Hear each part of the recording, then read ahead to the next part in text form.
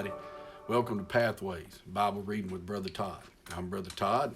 This is my Bible. We're just going to be reading in the book of John. We're going to be over in chapter 18. Chapter 18, I'm going to let you get over there real quick.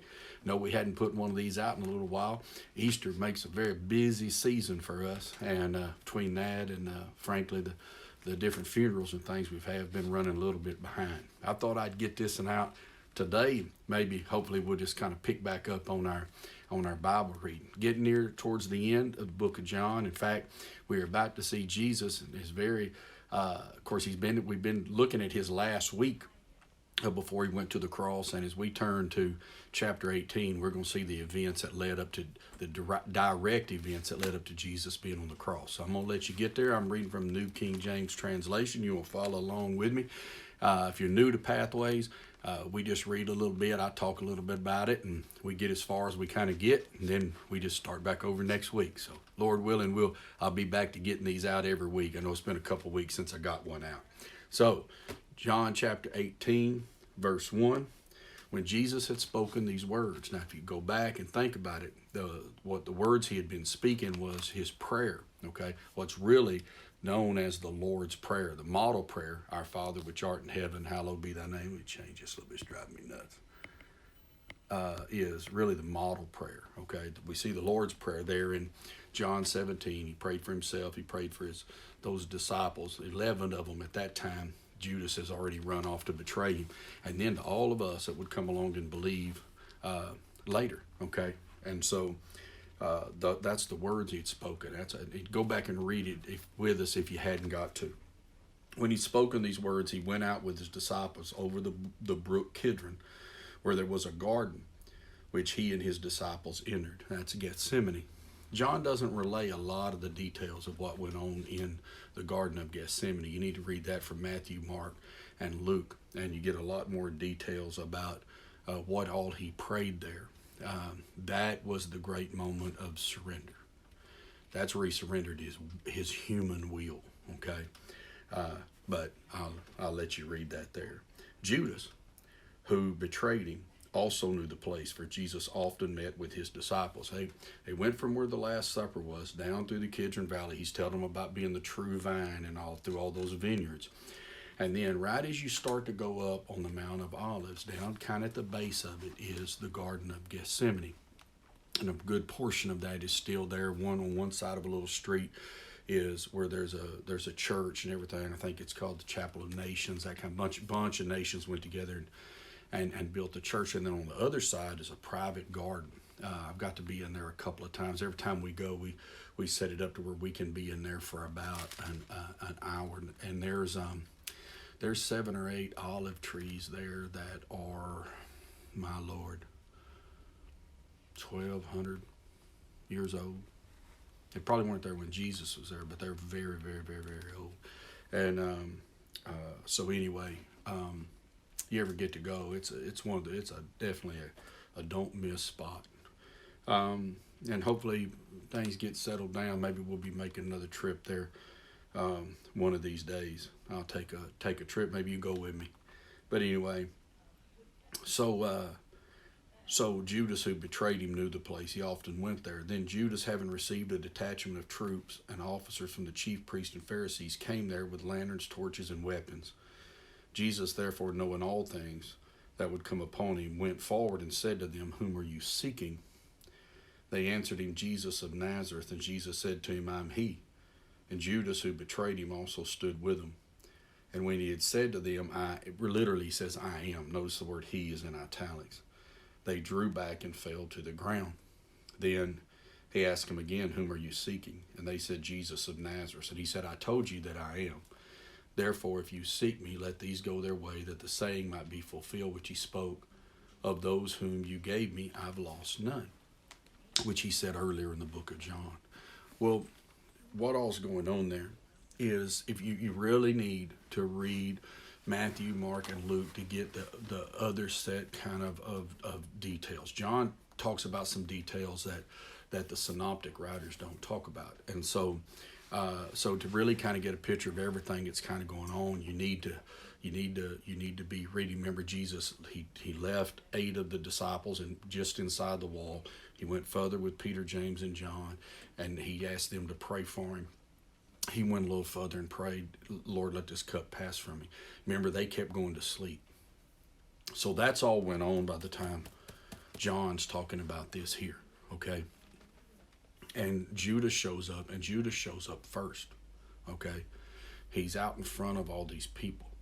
And he had told them, he said, who I kiss, that's him. It's night. A lot of these people, some of these people are just workers, they're just soldiers. They don't know who Jesus is, just a bunch of guys in a garden.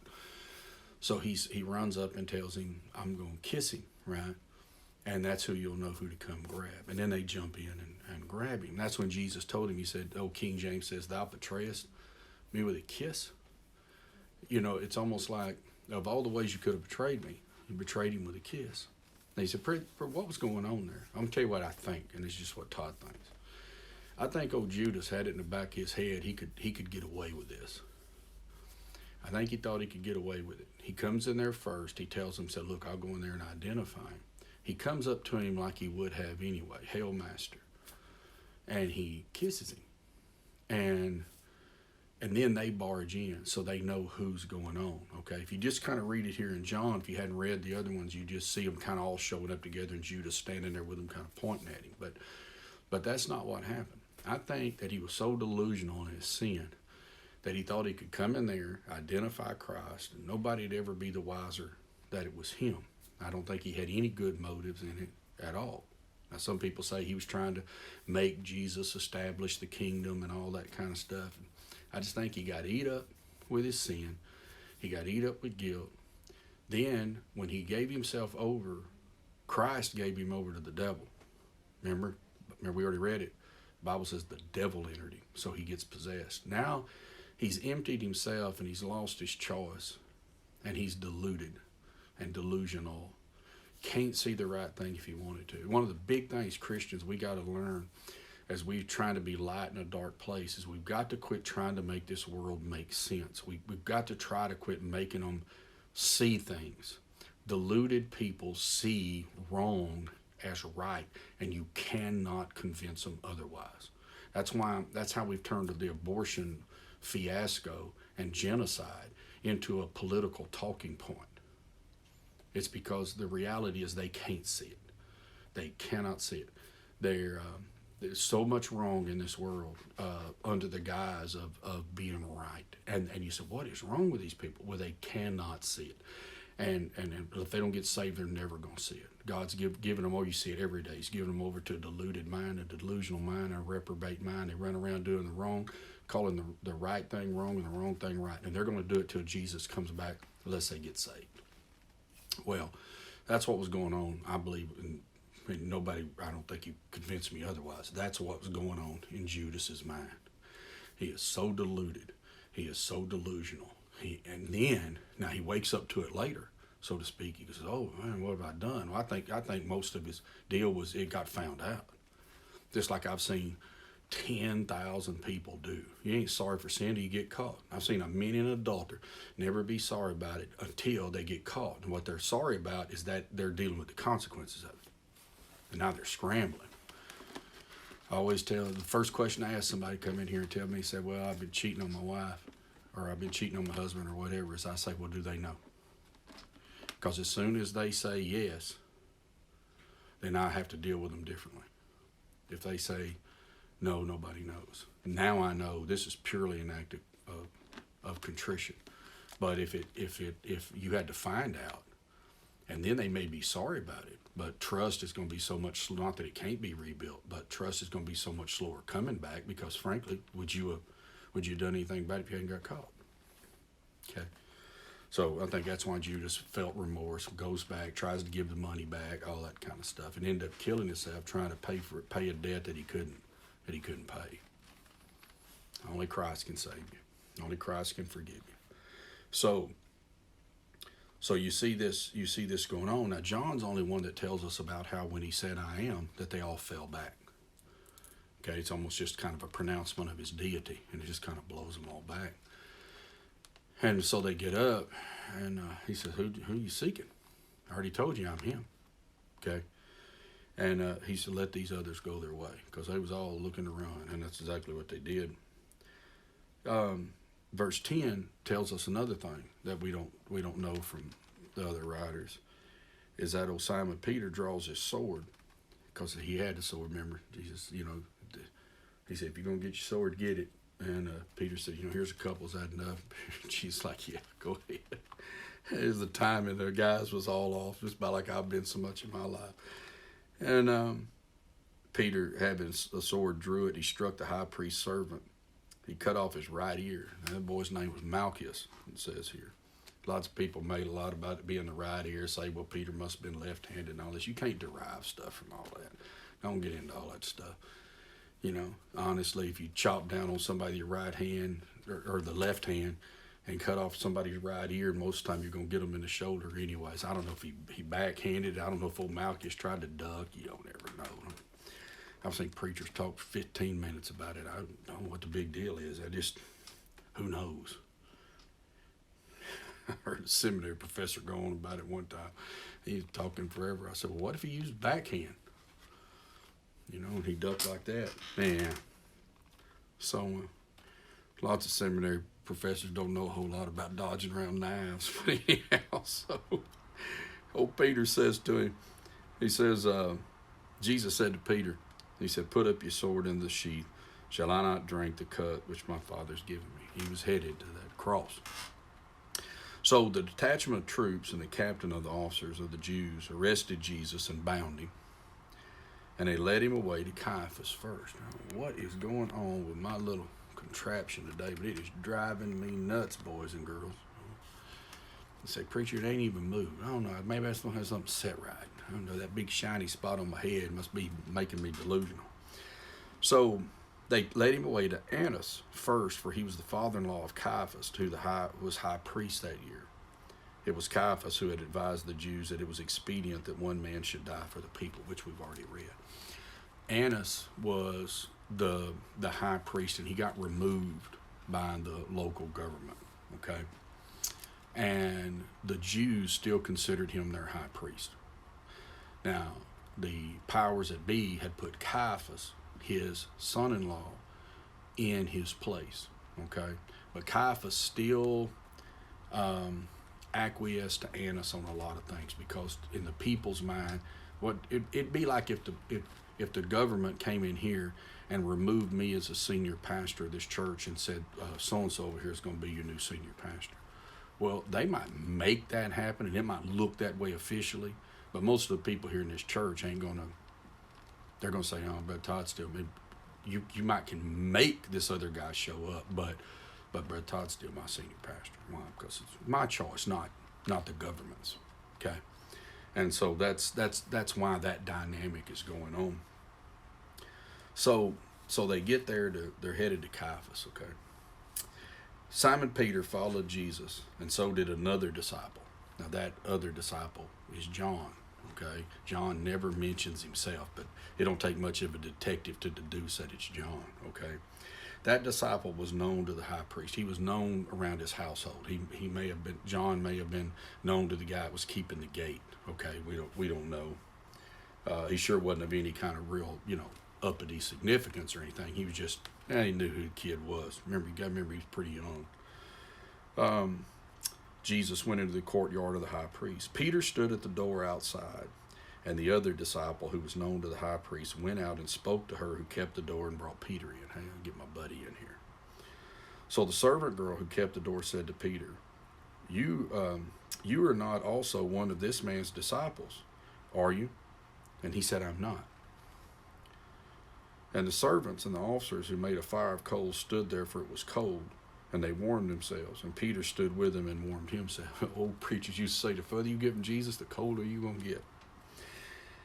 The high priest then asked Jesus about his disciples and his doctrine. And Jesus answered him, I spoke openly in the world. I always taught in the synagogues and in the temple, where the Jews always meet. And in secret I've said nothing. Why do you ask me? Ask those who've heard me what I said to them. Indeed, they know what I've said. There ain't no secret what I've said. There ain't no secret what I've been teaching. I didn't do anything in a corner.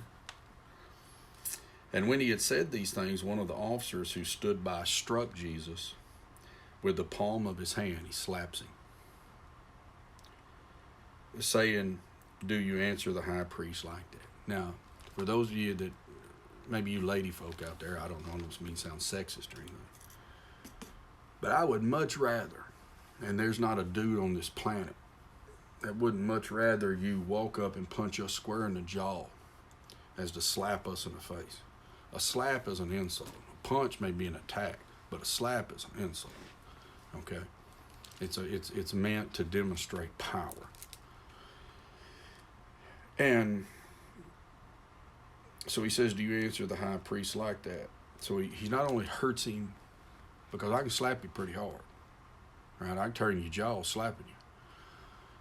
But he slaps him, he hits him, he insults him. Assault and insult, okay, is what I'm trying to convey. And Jesus said, "If I've spoken evil, you bear witness of the evil. You say what I've said wrong.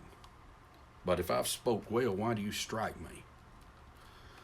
Then Annas sent him bound to Caiaphas, the high priest. So Peter's going to deny Jesus 2 more times here. If you read through the Matthew, Mark, and Luke, and you'll hear me sometimes call them the synoptic writers, and all that means is a fancy way of saying Matthew, Mark, and Luke. Those writers wrote more of a synopsis of Jesus' life. John doesn't necessarily even follow a chronological order. Okay, he spends if you've been reading with us, you know that once we got to chapter 12, especially chapter 13, we've been completely in the last week of Jesus' life. Anyway, half the book's just the last week, okay? And so they wrote more of a kind of a start to finish kind of deal of his life and ministry, kind of take a very chronological approach. And so they say they wrote a synopsis, and that's why you'll hear them called the synoptic writers, okay? I didn't go to college. That's a seminary professor I heard, wasn't it? I took a class one time at a school, a systematic theology class, and personal evangelism class one time. And that's where I heard that seminary professor talk about that. There's only seminary professors I've ever sat under, so you don't have to, you just read a book now, they'll tell you about what it all is. So anyway, don't mean to bog you down. Verse 25, Simon Peter stood and warmed himself, and therefore, what I was going to say is the synoptic writers, you'll see that God even gave through Mark, he gave old Peter a warning cry. That old rooster crowed a little bit. He said the rooster crowed a couple times, but Peter didn't catch it. Sometimes God will give us little old deals, "Hey, you're messing up," but we don't see it. We get so caught up in the moment. Peter stood there and he warmed himself, and they said to him, "Are you not also one of these disciples, are you?" And he denied it and said, "I'm not." One of the servants of the high priest, a relative of him whose ear Peter had cut off. So Malchus's buddy or cousin over there, he done saw Peter there in the garden. "Didn't I see you in the garden with him? You cut off my cousin's ear. I might remember what you look like." By the way, you read the other writers, you know that Jesus healed Malchus, right? Because when I said the other writers doesn't talk about him cutting his ear off, I meant they didn't give his name. John gives his name. But anyway, so you can see that Jesus healed the boy. Now Peter denied it again, and immediately the rooster crowed. The other writers tell us that Peter began to curse and swear.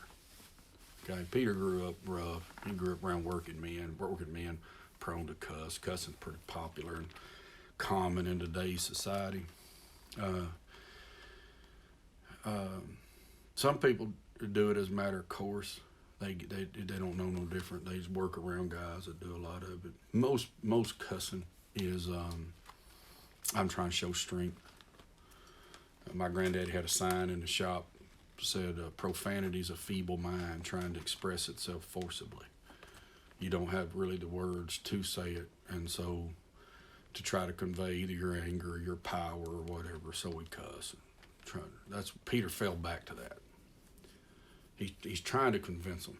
He's trying to absolutely convince them that he doesn't have anything to do with them. And when he did, he fell back into old ways, because he's started down this track of denying.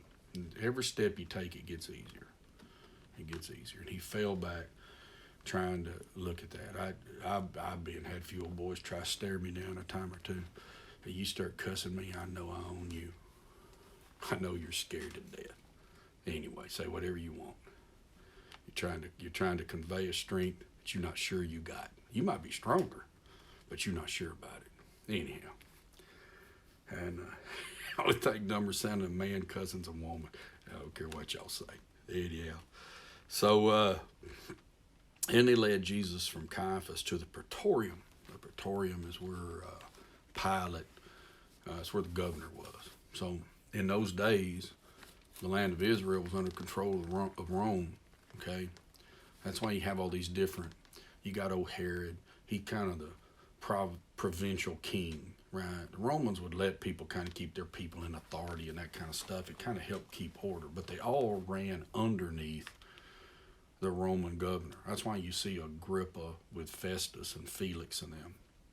So you've got a regional king. In this day, it was the group of Herods. Okay, they were Idumean. They really weren't Jews, but they controlled that area, and they kind of run it, and they got rich off poor folks, and then the Romans was getting the rest of it.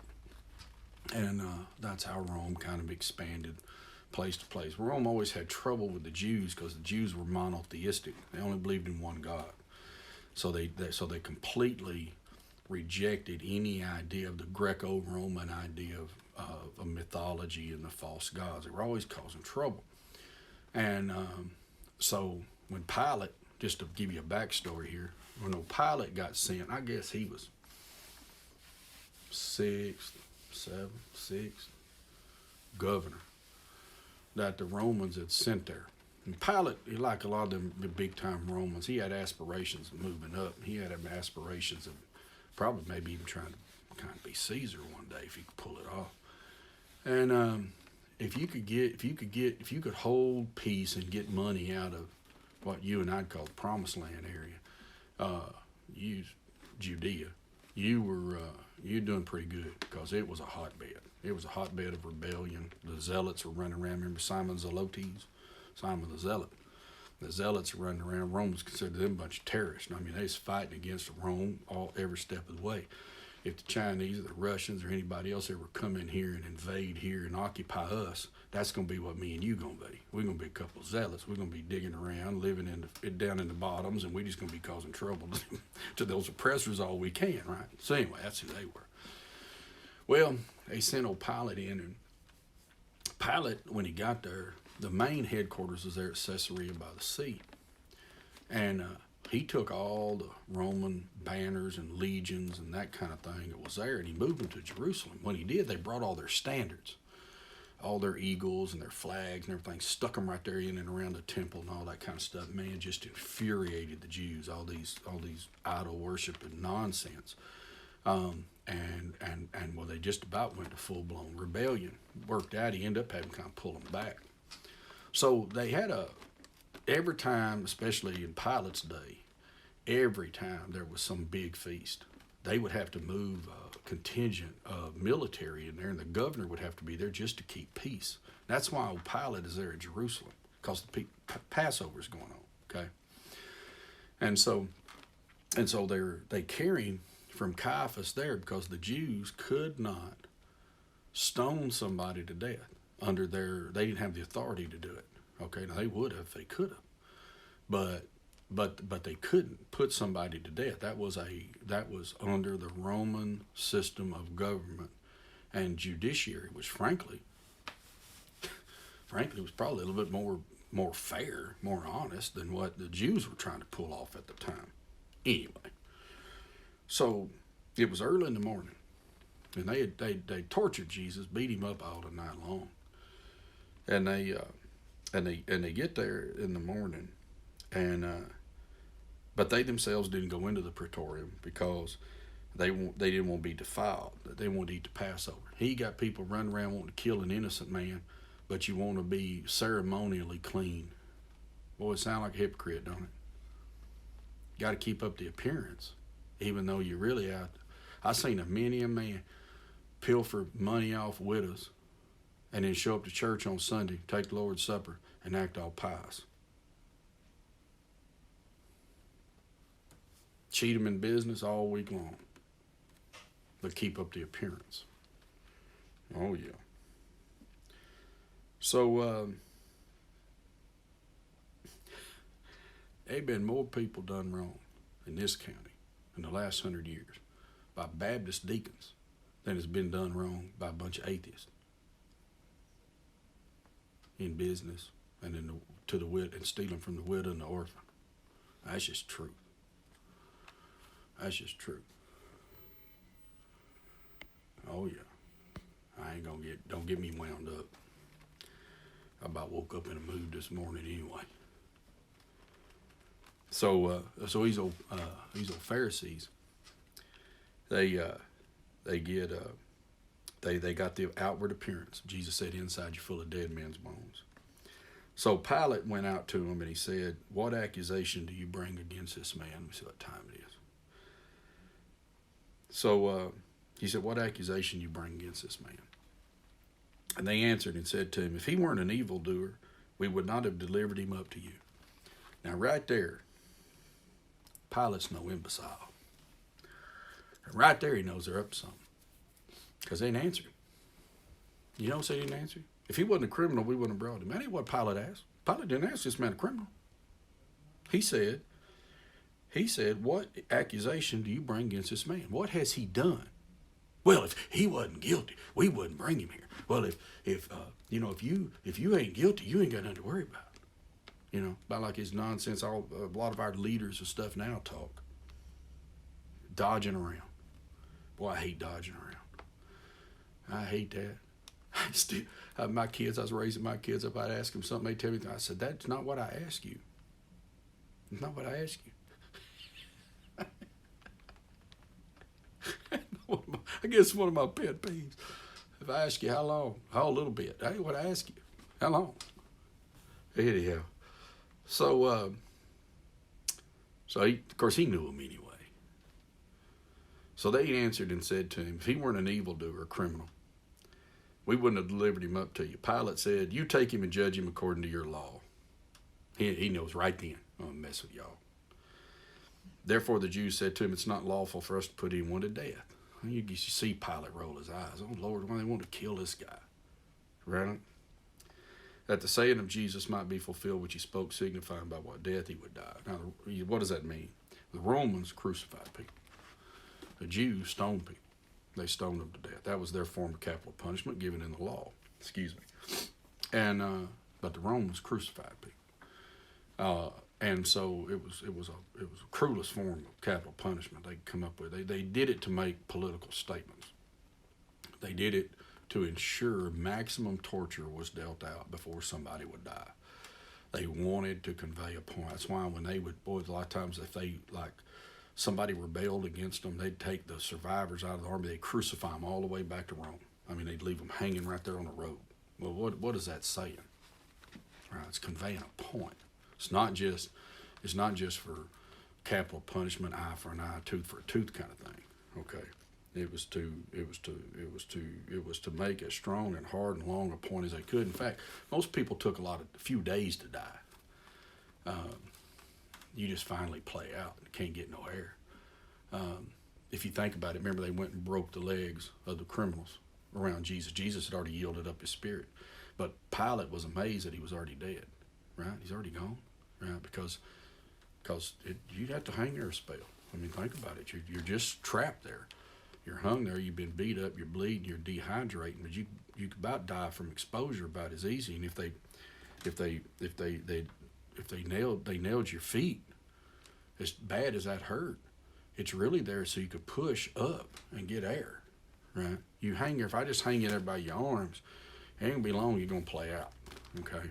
And they didn't want them playing out. They wanted to torture them.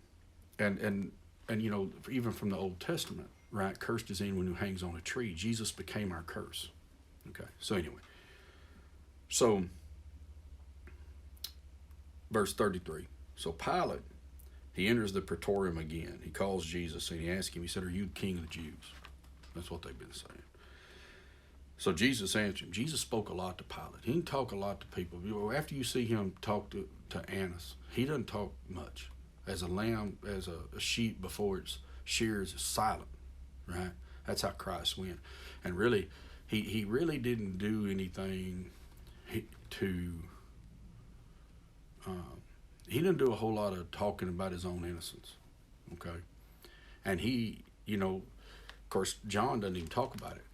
But, they sent him to Herod, right? Or no, yeah, they don't talk. Let me make sure it's in John.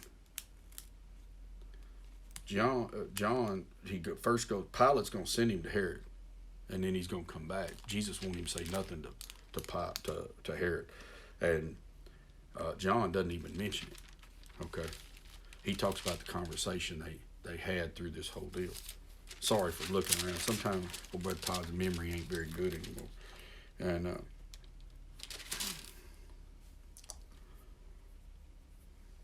yeah. Sorry. So anyhow,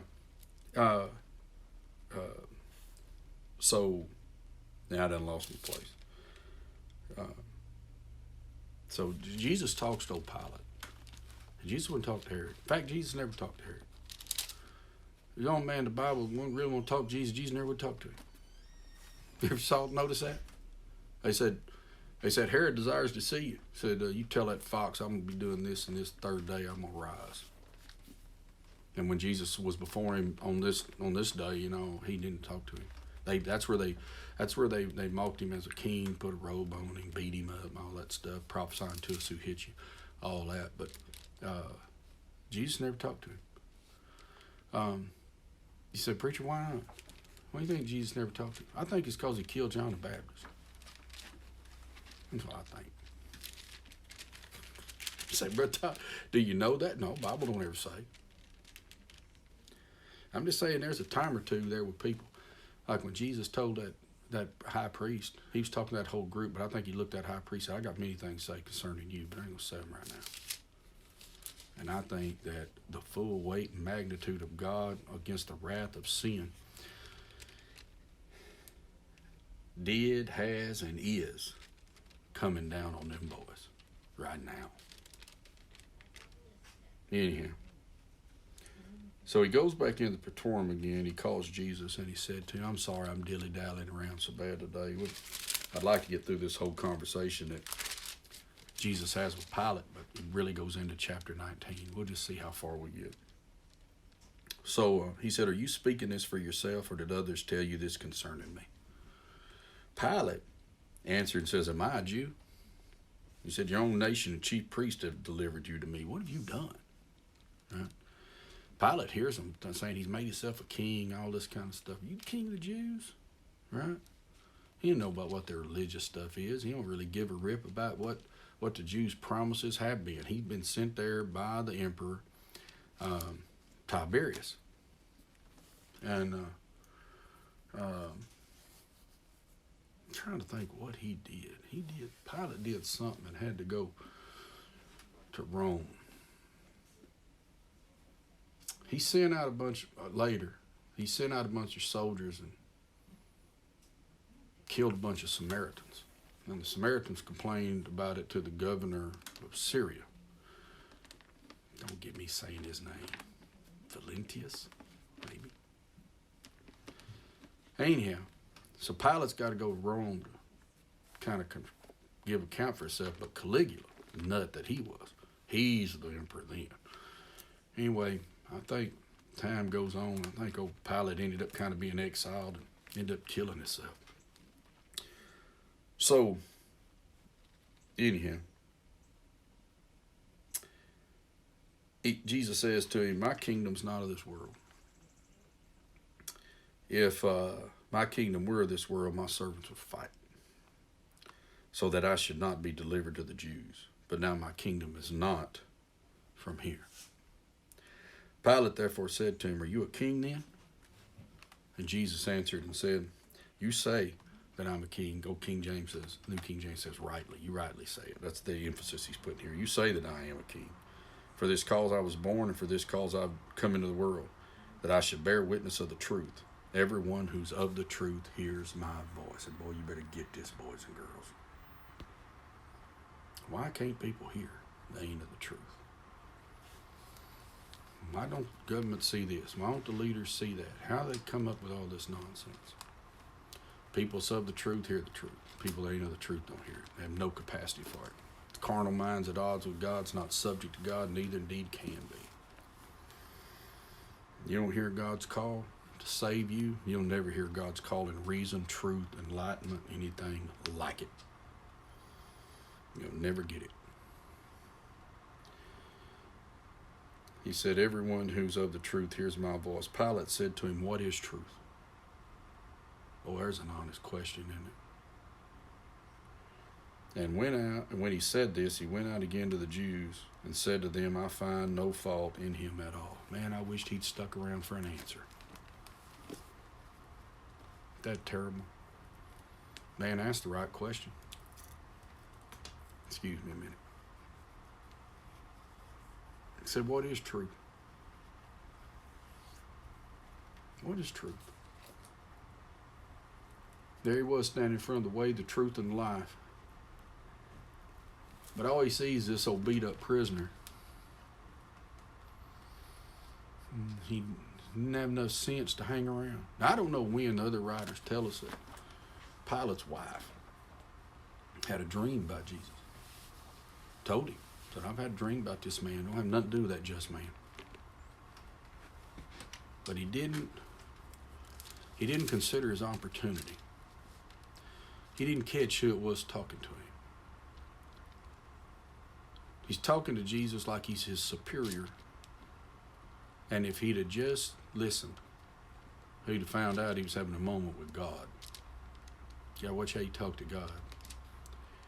Well, he walks out, he says, I find no fault in him at all. There's none at all wrong. This guy's not done nothing deserving of death. But you got a custom that I should release to you at the Passover, one at the Passover. Do you therefore want me to release to you the King of the Jews? And they all cried out, saying, not this man, but Barabbas. Now, Barabbas was a robber. Barabbas didn't have a good reputation. He'd led an insurrection and killed people in the insurrection. And he was going to be killed by Rome.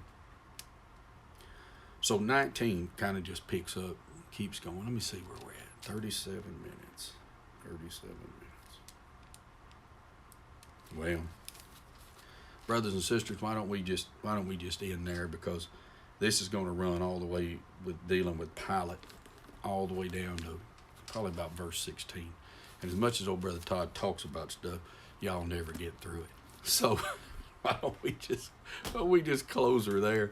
Yeah, my little old clock here says 37 and 38 minutes. So we'll pick it up. I'm sorry if I seem a little bit heavy. I always get a little heavy when I read about Jesus' final moments with the crucifixion, the way they mistreated him, and all that kind of thing, and that always gets me heavy in my spirit, and the oppressive nature of people who use God's name, God's will, to mistreat people like those religious people did, always gets under my skin, and it always afflicts my spirit. So it takes me a little bit to kind of shake it off. So I'm sorry. If you people here, if y'all come here to Victory, you've heard old brother Todd preach, there's two things that will set me off to the flat point of just absolute, I call it righteous indignation. I have to really watch myself not lose my temper over it. And that is abortion and oppression, which I consider abortion a form of oppression. Oppression is my hot button. God gives power to people so that you can be a help to people, so that you can help others, not for you to use your power to oppress them into getting what you want. All empires built on oppression. It's been that way. It's been that way since they started building cities. And so much of the time, military might and even policing and things like that can be used by a state to oppress. And it always just, it hard afflicts me.